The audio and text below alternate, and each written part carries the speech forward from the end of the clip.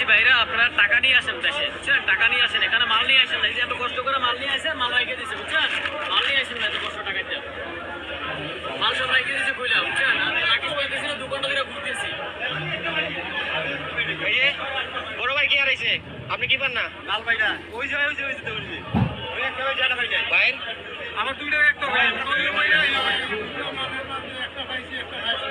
আমার লেগে স্কাইটা যা আসলো সামান ভিতরে এই তো অনেক সামান নিয়ে গেছে মনে করেন। এই যে এটা আমার নিজের টাকা, এটা আমার নিজের লাগেজ। আমার গাড়িটা সামান টামান নিয়ে গেছে গা। প্রত্যেকটা মানুষ এরকম করেন, প্রত্যেকটা মানুষ।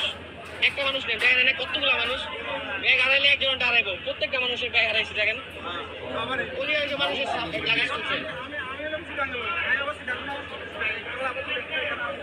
সম্ভব কোনোভাবে এই বাংলাদেশ এয়ারপোর্টের এই অবস্থা উন্নতি নাকি করছে সরকার, এই উন্নতি করছে এগুলা